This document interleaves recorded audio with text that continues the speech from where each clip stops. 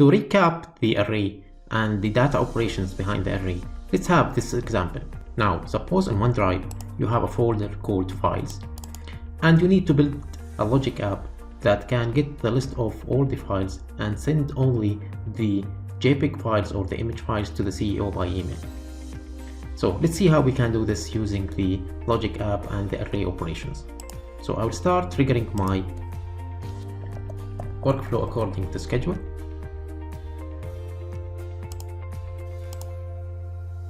After that, I will connect to my OneDrive.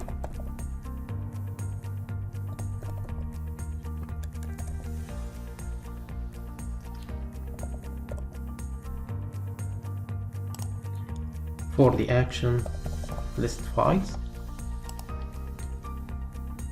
and I will select the files folder. Now, the outcome of this operation, I will have an array of all the files with all the attributes for the files. Let's save and run our workflow.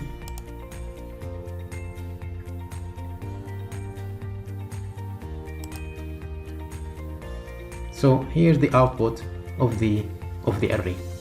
Now, for our scenario, we need only to have a specific items sent to our CEO, not all of the attributes. So for example, we are looking to have the file name and the size and the type. So to do this, I will define an array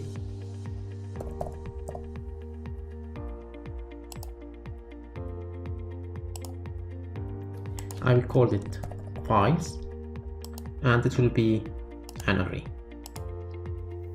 Now I'm looking to have only 3 elements for the file. So I need the file name,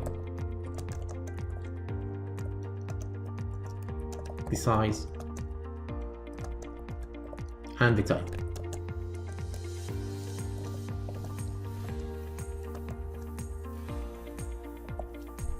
So I will loop the individual elements within the OneDrive.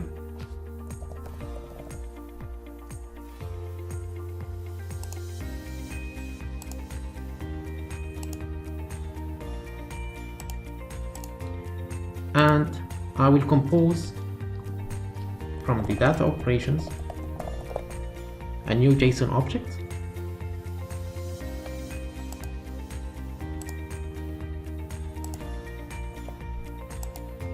like this. For the file name, it will be the display name of the file, and for the size, I will have the size, and the type to be the media type. Now after that, I need to append the composed object to the array that I have initialized. So I will go again to the variables, to append to array variable, and I will add to files the output of the compose action. Now after having this loop completed, we will have in our array the needed information.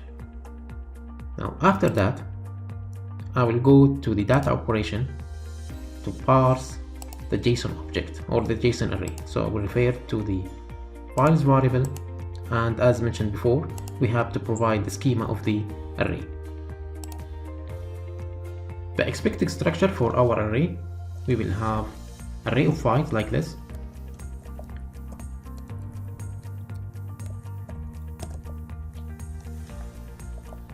So I will take this and put it on the parser, so it will build for us the schema. Now after that, I have to filter this array to have only the images. So I will add a new step. Within the data operations, I will select to filter the array. We'll take the output of the parsed object, the parsed operation, and for the value, I need the media type to contain images. Then I have to see, I need to send it to the CEO email. So I will initialize a variable. Let's call it CEO email, and I will have my personal email.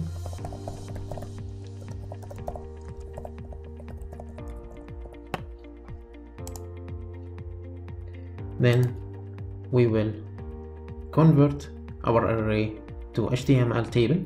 So again, to the data operation, I'll create an HTML table of the filtered array, and then we will send it by email. So I will go to the Office 365,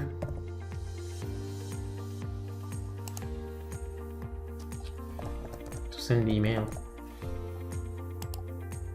The to, it will be to the CEO, the subject, the folder content, and for the body, I will send the output of the create HTML table. Let's save.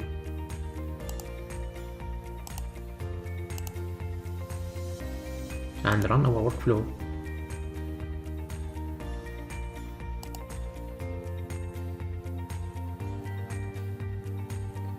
Now I get the folder, and this is the content. As you see, I have only those columns and only the image files.